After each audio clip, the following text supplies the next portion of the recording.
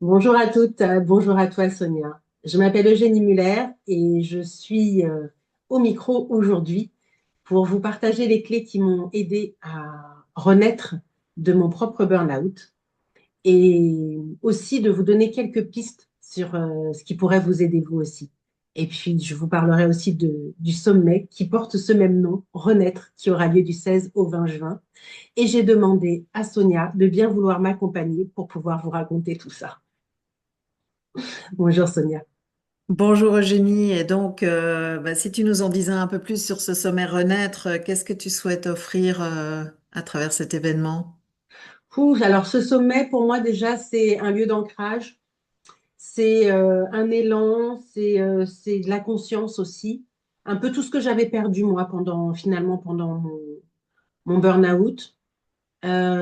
C'est important pour moi de dire ce que c'est, mais aussi ce que ce n'est pas. C'est-à-dire que c'est pas un endroit où on va te dire repose-toi, où on va te dire bah, qu'est-ce qui te ferait bien plaisir, ou alors prends des vacances, ça ira mieux.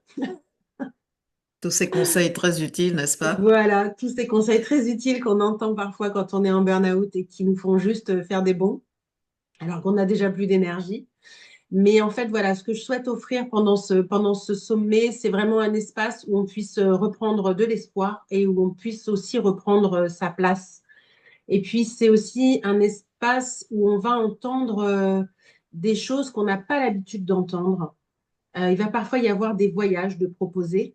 Euh, des concepts, des visions, des expériences hors des cadres classiques et qui peuvent résonner fort quand on est dans une phase de transition. Et je pense notamment à l'approche de Stéphane Drouet, qui ouvrira justement le sommet et qui va nous parler de neuroquantique, de conscience de l'eau, de libération du génie intérieur, ou encore de l'idée que le corps est notre principal cerveau. Ça, c'était quelque chose, tu vois, avant, c'était un concept. Aujourd'hui, voilà, maintenant, je mets le doigt vraiment dessus et je commence à aller explorer vraiment ça, et à mettre le corps en premier, parce que c'est vraiment ce qui me semble être important et essentiel pour moi aujourd'hui. Donc oui, en fait, ce sommet, ça va être un lieu de découverte, ça va être un lieu de résonance. Ça va aussi parfois être pour certaines un lieu de déstabilisation, douce, bien sûr, mais quand même. Et puis, ce lieu de découverte et de résonance, j'y ai pensé, comment dire, pour essayer de nous rapprocher de ce qui est vrai pour nous, en fait, de ce qui nous aligne et de ce qui nous rend puissante, vraiment, et de ce qui nous rend vivante. Parce que moi, j'ai eu pendant ma traversée du désert, voilà, vraiment cette sensation qu'à l'intérieur, c'était vraiment mort, quoi. Donc, comment renaître après ça? Euh, le sommet, il est là pour donner des clés, pour donner des pistes là-dessus. Et tu vois, je veux que chaque personne qui écoute ce sommet, qui assiste à ce sommet, qu'elle puisse repartir avec une sensation de présence à soi et de liberté intérieure. Et cette certitude douce mais ferme que j'ai le droit de choisir autrement. Voilà, à partir de maintenant. Voilà, c'est important pour moi. Super. Et du coup, est-ce que tu pourrais nous dire un petit peu dans quelles circonstances toi tu as traversé le burn-out, comment c'est arrivé, et puis ensuite ce que tu as compris de cette traversée? Hmm. Euh, Merci pour la question. Moi, j'ai été une personne avec une posture de don, mais sans Hmm. limite dans le boulot. Très investie dans mon rôle, très impliquée, très passionnée, mais surtout très déconnectée parce que j'ai eu beaucoup d'alertes dans mon corps. Et certaines, je les ai entendues, j'en ai pas tenu compte, mais il y en a vraiment beaucoup où j'ai pas entendu quoi. Alors que ce que je touche du doigt vraiment maintenant, c'est que le burn-out, c'est pas une chute soudaine, ça te prend pas le matin quand tu te lèves et puis il s'est rien passé avant, c'est tout le contraire. C'est une succession d'événements en fait, c'est un enchevêtrement ouais, d'événements, de faits, et c'est un glissement insidieux, c'est sournois en fait, Hmm. ça Hmm, s'installe dans hmm, le hmm, temps. hmm, Voilà. Et chez moi, ça a commencé à s'installer un peu après le Covid, début 2021, on va dire. quand la direction de mon entreprise a décidé de ne pas renouveler le contrat en CDD de la collègue avec qui je travaillais depuis 2 ans et avec qui on était vraiment interchangeables. Tu vois, dans le boulot, je commençais une phrase, elle la finissait, inversement. Enfin, on pouvait faire des choses à quatre mains. On n'avait quasiment pas besoin de se parler pour travailler ensemble. C'était vraiment un vrai bonheur. Et quand ça s'est arrêté, bah, j'ai commencé à me suradapter parce que bah, j'ai eu une collègue en remplacement et c'était pas du tout la même, c'était pas du tout la même relation professionnelle. Et j'ai tenu, j'ai tenu, j'ai tenu, j'ai fait des propositions, j'ai tenu, j'ai tenu. Et du coup, ma phase de résistance, elle a duré très longtemps, quoi. Tu vois? Et ce qui est terrible, c'est que je passais mon temps à dire à mes stagiaires, votre santé est et reste prioritaire. Tu vois? Je le disais bien à toutes mes stagiaires, hein. Mais bon, voilà, moi, c'était pas, voilà, c'était pas mon credo et j'ai pas fait attention à moi en fait. Et je me l'appliquais pas à moi-même en fait. Et j'étais Hmm. en mode guerrière et je me définissais entièrement par mon travail. Tu vois, 18 années de d'assistante de direction. Ensuite, j'ai choisi de me reconvertir. J'ai fait une formation à l'AFPA pour devenir formatrice pour adultes. Et puis, mes stages m'ont vite amené à comprendre que la formation dans le droit commun, c'était pas pour moi. Moi, je préférais vraiment aller dans un autre type d'accompagnement, parce que c'était l'accompagnement justement qui m'intéressait plus que la formation. Et du coup, je suis allée en centre médico-social euh, pour être formatrice pour adultes auprès d'un public en situation de handicap. Mais j'avoue que mon titre professionnel, en fait, mon métier, c'était vraiment mon identité. Tu vois, c'était par ça que je me définissais. Aujourd'hui, honnêtement, ça m'importe peu. Euh, Aujourd'hui, ce qui compte, c'est ma paix intérieure, c'est ma joie, c'est ma famille, c'est mes enfants, c'est mon alignement avec ce que je veux transmettre au monde, en fait, aujourd'hui, quoi. Et j'ai longtemps cru que tenir bon, euh, c'était ça, être forte. Et Hmm. je me suis complètement trompée, quoi, parce qu'en réalité, j'étais en train de m'auto-saboter et j'étais en train de m'auto-détruire, mais vraiment, vraiment, vraiment beaucoup, quoi. Et pourtant, j'ai eu, comme je te disais tout à l'heure, j'ai eu plein de signes, hein. J'ai eu des lombalgies à répétition, des sciatiques à répétition, des cruralgies. Enfin, voilà, j'avais des troubles musculo-squelettiques qui étaient vraiment très importants.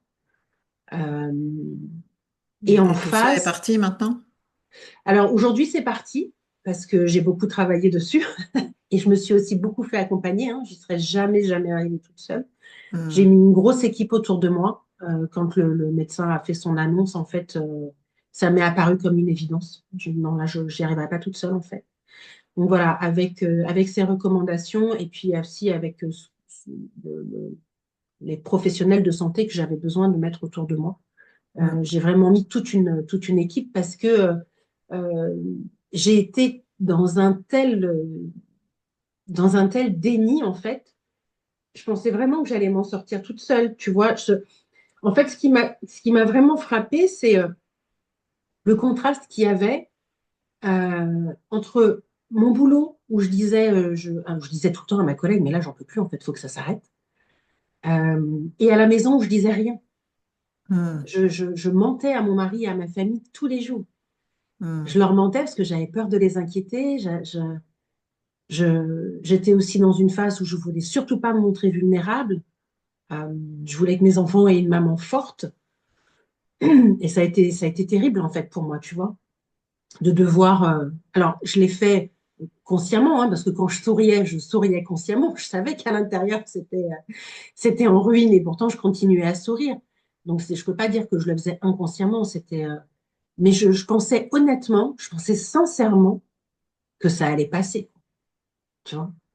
Euh, et comme je te disais, tu vois, par contre, quand le médecin a lâché le coup près, euh, là, ça a été fatal, en fait. J'ai eu cette conversation avec lui de comment j'allais pouvoir faire, de quel professionnel je pourrais avoir besoin, etc. Ça a été très froid comme conversation. Je m'en souviens très bien. Euh, Quand j'ai raccroché, c'était le matin, quand j'ai eu raccroché, ça a fait comme... aujourd'hui, je le vois comme une parenthèse. C'est comme si la fin de la journée n'avait pas existé. Et en fait, le cours a repris le lendemain matin. Volontairement, j'ai laissé toute la petite maisonnée partir à ses activités, le boulot, les études, etc. Et à ce moment-là, moi, j'ai voulu me lever pour commencer ma journée, prendre une douche, enfin, tu vois, le truc que je faisais habituellement. Et là, je me suis retrouvée assise sur le bord de mon lit et j'y ai passé 8 heures. J'ai passé 8 heures, de 8 heures du matin jusqu'à 4 heures de l'après-midi, à pleurer, assise, figée sur le bord de mon lit. Je voulais juste aller prendre une douche. Alors aujourd'hui, je dis, je voulais juste aller prendre une douche. À l'époque, je disais, je voulais juste aller prendre une putain de douche. C'est pas compliqué, quoi. Mais je n'y arrivais pas, en fait. Je n'ai jamais pu poser un pied devant l'autre pour me lever. J'ai fini par capituler. J'y arrivais pas.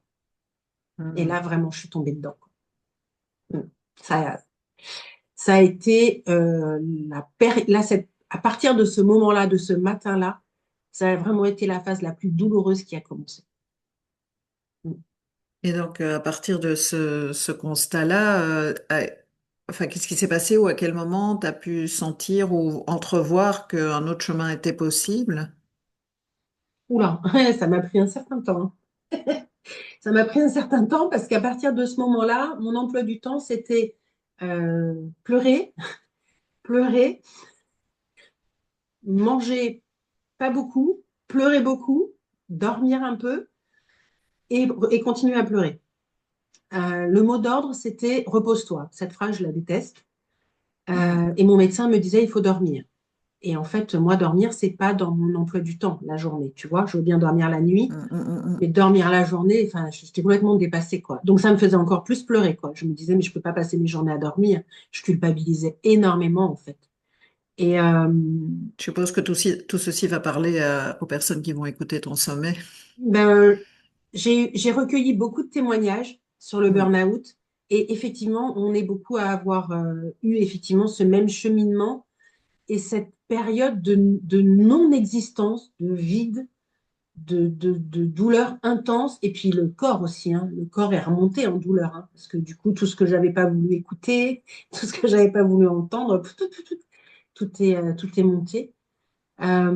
Et au bout de 6 mois, à peu près, ça a été vraiment très, très progressif. Bon, je suis passée par le suivi psy, je suis passée par un traitement médicamenteux que j'ai refusé au départ. Et au bout de 6 mois, j'ai commencé à vouloir repartir.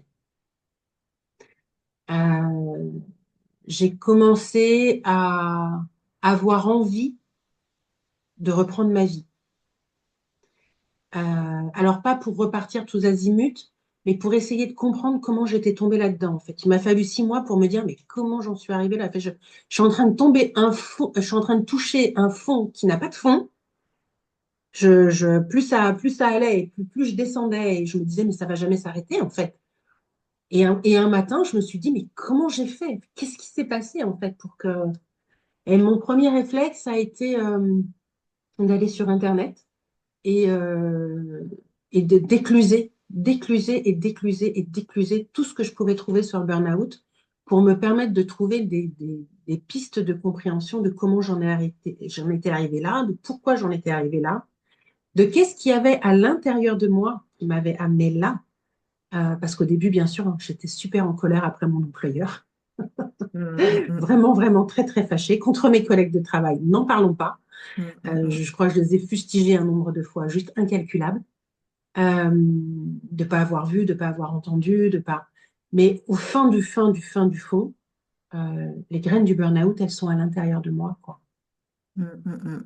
Ça, c'est Et parfois difficile à entendre, mais c'est vrai que ouais, tant qu'on prend pas la responsabilité c'est ça, soi-même de ce qui nous arrive, on n'a pas non plus la possibilité de l'impacter. c'est ça. Mm, Et ça m'a pris beaucoup de séances de psychothérapie parce que mm, j'ai été encore dans la psychothérapie, dans le déni, c'est-à-dire que la psy me disait, et sinon, à part la reprise de votre poste de travail, quelle est l'autre ou les autres alternatives que vous envisagez? Et moi, systématiquement, je répondais, bah, aucune. Moi, j'adore mon job. Donc, non, il n'y en a aucune. Moi, j'attends qu'une chose, c'est de m'être remise, pour pouvoir reprendre mon poste là où je l'avais laissé, quoi. Donc, je pense qu'au bout d'un moment, la psy a compris que j'avais besoin de d'autre chose que de me remettre pour comprendre, en fait. Et elle m'a autorisé à reprendre, elle m'a autorisé à reprendre mon job, en fait. Euh, et je crois que c'est quand je l'ai repris que j'ai enfin compris que mais plus rien ne serait jamais comme avant. Mais il fallait que je reprenne. Il Hmm. fallait que je reprenne pour comprendre.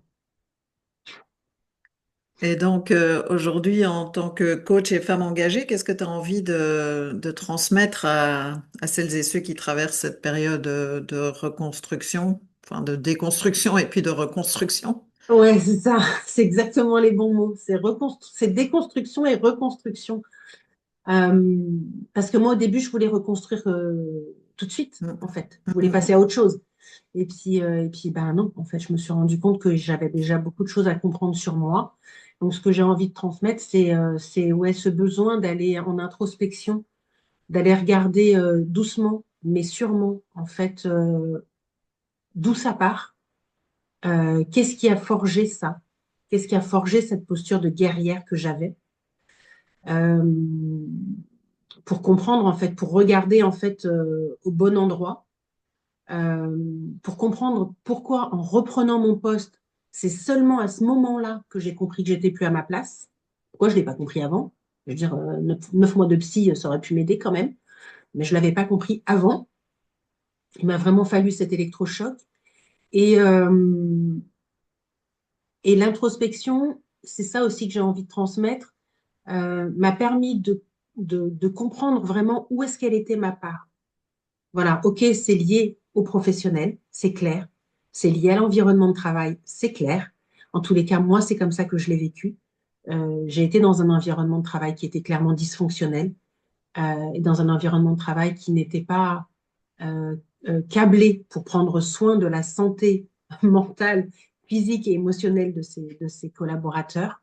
Donc, ça m'a bien aidé à bien aller toucher mon fond. Euh, mais aujourd'hui, je suis en capacité de dire que j'ai plus besoin d'être en colère après mon ancien boss et j'ai plus besoin d'être en colère après mes deux ex-collègues. Euh, peut-être parce que peut-être parce que j'ai été très soutenue, parce que j'ai été dans un environnement très aimant, que ça m'a beaucoup aidée. Mon mari a toujours été là, mes enfants aussi. J'ai été très, très, très soutenue par ma famille. Euh, j'ai été soutenue aussi par la médecine du travail, parce que c'est elle en premier lieu qui a reconnu en fait la situation dans laquelle j'étais. Parce que moi, je me disais, mais je tourne chèvre en fait, là, c'est pas possible. Euh, bon, parce que j'ai pas été le premier cas dans mon entreprise, et malheureusement, je ne suis pas le dernier.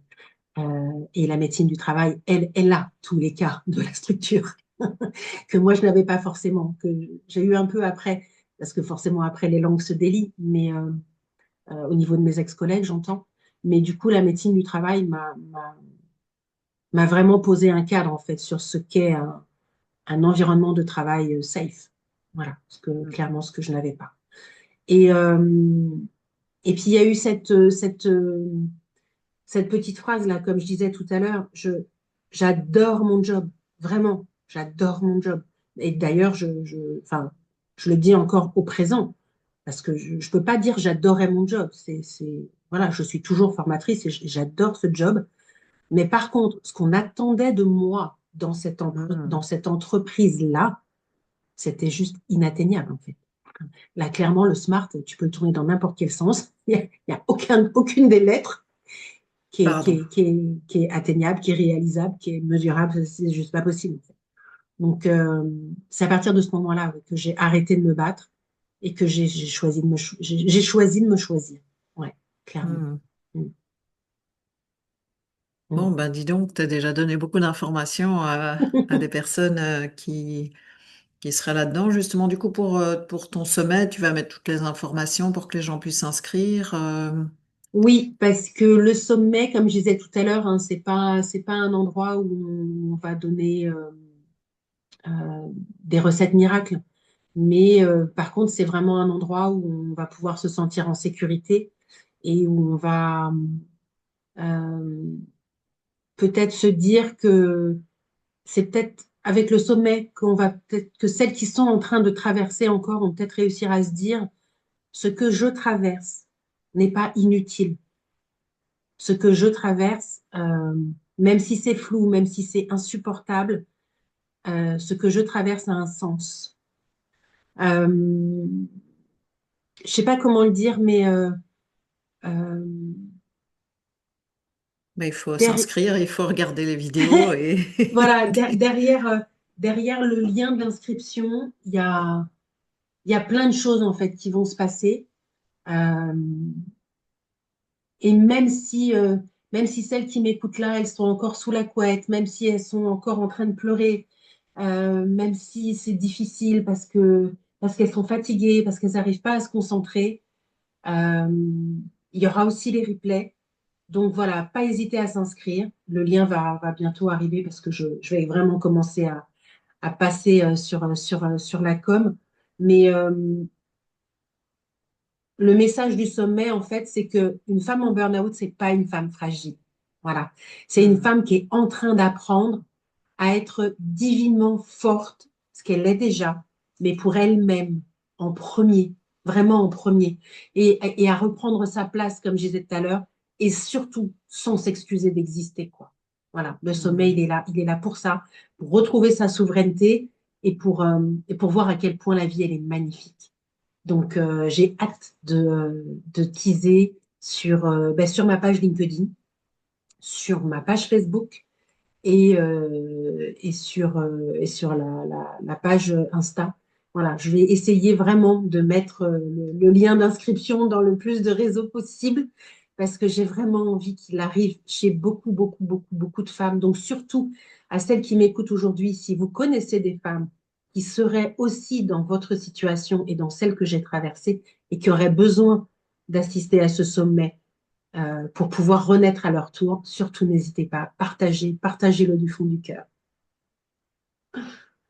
Et le mot de la fin, alors, Eugénie, c'était peut-être ça, c'était peut-être ça de partager pour que tellement de femmes qui en ont besoin puissent connaître les bienfaits de ce sommet, ou bien est-ce que tu as un autre mot de la fin que tu souhaites offrir? Euh,